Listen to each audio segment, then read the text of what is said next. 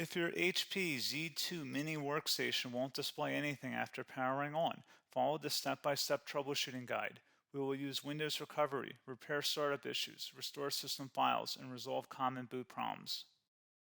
A lot of errors pertain to this problem, and we're going to go ahead and jump into what should hopefully be a pretty straightforward process, guys. And we're going to go ahead and jump right into it. First thing I'd recommend doing would be to actually go ahead and boot to the troubleshooting utility on Windows 11. So if you do a hard power off 3 times in a row, Windows should automatically attempt to launch the startup repair utility. And if it doesn't find anything, it will give you the option to select advanced settings, in which case it will take you to a screen that looks like this. Now, if it does not take you to a screen that looks like this, or you're unable to get to that, you can also download the Windows 10 Media Creation Utility, or Windows 11. They probably will make a creation utility for Windows 11 at some point. And it doesn't really matter, you can actually run the Windows 10 utility on Windows 11 as far as I'm aware. And you should be able to run the troubleshooting utilities built in within it. So you just would go ahead and download it to an ISO file and then burn it to a DVD or USB. It'd have to be about 4 gigabytes or more. It couldn't be a small USB flash drive, and it couldn't be a CD. It'd have to be a DVD. And then you boot your computer from it. So depending on the computer manufacturer, you'd have to tap a different key on your keyboard in order to launch that menu, in order to select what boot drive you want to go off of. So it could be anything between the escape key, F2, F8, F12, for example, and those are the function keys on the top of your keyboard. So you may have to just do a little bit of trial and error. Shouldn't take you more than a couple minutes. Googling it would probably be best before you even begin. But anyway, we're ready to go ahead and jump right into it. So we're on the choose an option page. So these will look very similar whether you're booting from it directly within Windows itself, or if you're plugged in a USB flash drive with the media creation utility installed and you selected the recovery option.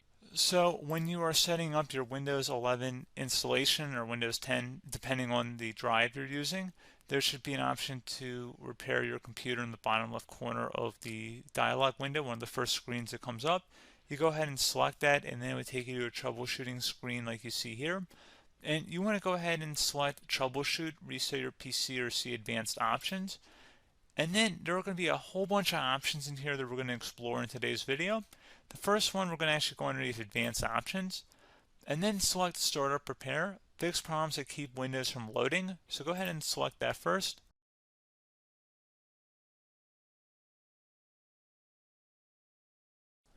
Okay, so you can see it could not repair our PC. That was our first option we could try. Something else, if we go back into advanced options here and then select troubleshoot, we're going to go underneath advanced options again. You can go ahead and actually access safe mode by selecting startup settings. And then if you select the restart button, you have the option on the screen select safe mode with networking, which will give you a key on the screen. It'll tell you which key to press to enter that. I believe it's the F7 key. It'll do that for you. I'm not going to go over that in today's tutorial because I don't really want to go into safe mode, but you're more than welcome to attempt that by going into here and then selecting restart. Again, it'll launch another screen. It'll say what key do you want to press, and it'll give you like 7 or 8 different options, and you want to select safe mode with networking. There's also an option for a command prompt too, but that's going to be something we're going to cover later in this video, and we don't even have to go through that in order to access it. So that's why I'm not going to really push for that, because unless you know exactly what's causing the problem, you probably don't need to go into safe mode. Unless you're trying to recover files, in which case then you definitely can go into safe mode, but we're trying to actually recover our computer here. So I hope that makes sense. Something else we can also try here as well would be to uninstall updates, remove recently installed quality or feature updates from Windows. So if you go ahead and select that, you can uninstall the latest quality updates, which generally is the more day-to-day updates. Feature updates are the less regularly released ones, like the big ones. I would equate it to service packs in like Windows 7 and Windows Vista and Windows XP. So larger updates that occur once or twice a year at most.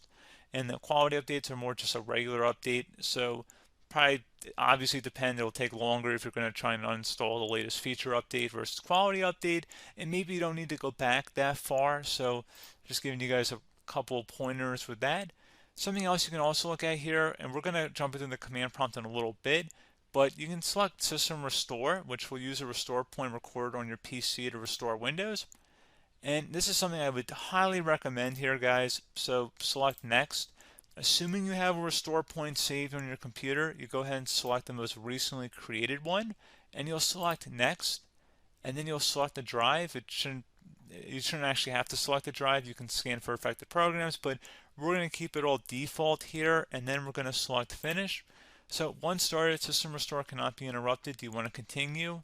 I think we're going to select yes. I don't think we have anything better to do on our computer right now, so just give it a moment here to initialize. It will take a couple minutes to run, obviously depending on how large your hard drive is and how much is saved on the system restore point. So just give it a couple minutes here.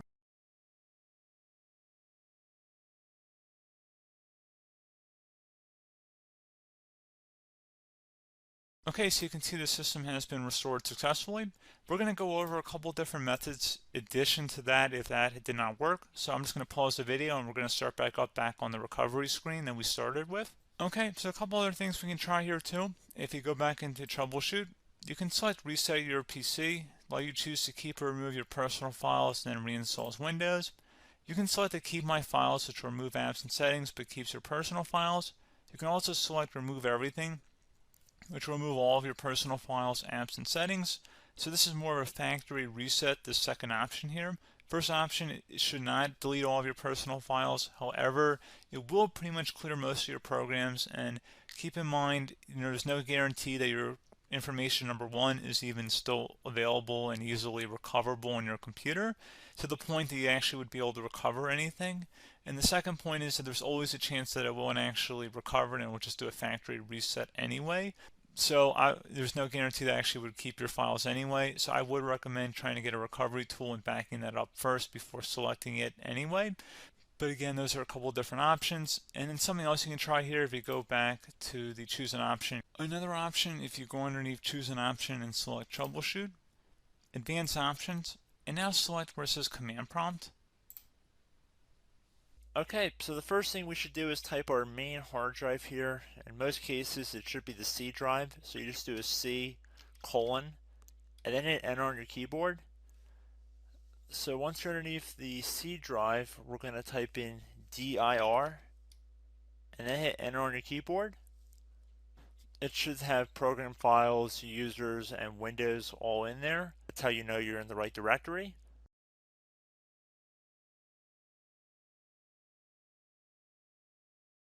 In some cases, it might be the D drive as well, so just keep that in mind.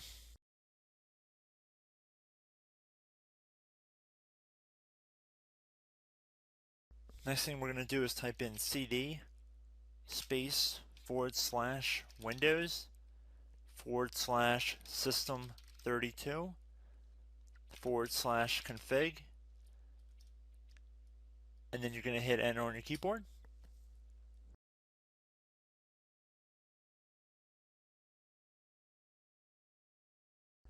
So now you're going to type md space backup. If you've seen other tutorials, it might also say to put down md backup. That's because the backup name is pretty common when you want to back something up. So you can name this whatever you want, doesn't have to be backup. So if you've already made a backup folder in the past, you could do backup 1, for example. So once you're done setting the name you want the backup to be called, hit enter on your keyboard again.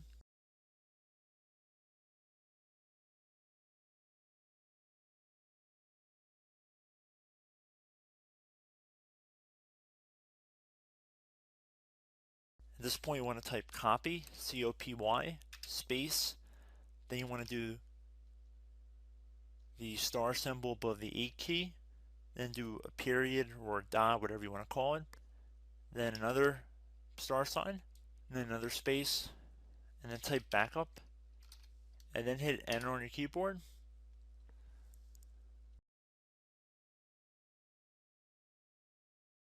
Now you want to type cd reg back, REGBACK, and then hit enter on your keyboard. So now that we are under the reg back, so now you want to type dir again, and then hit enter.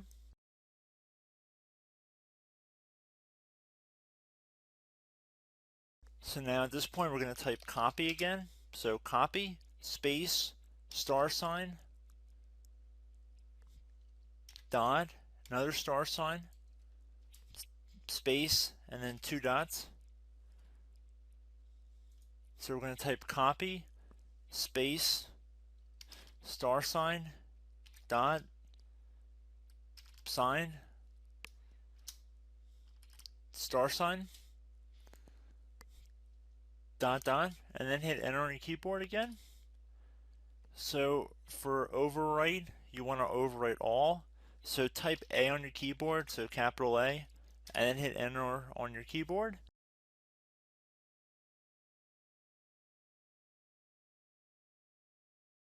So at this point, you should be good to go. You can close out of the command prompt window, and if you accidentally continue to Windows 10, you should be all set. So I hope one of these 3 or 4 different methods we went through in this tutorial helped you guys out.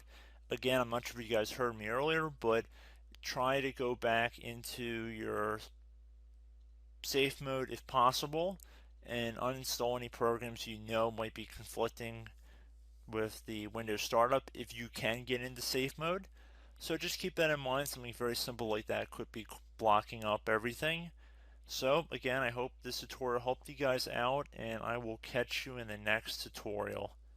Goodbye.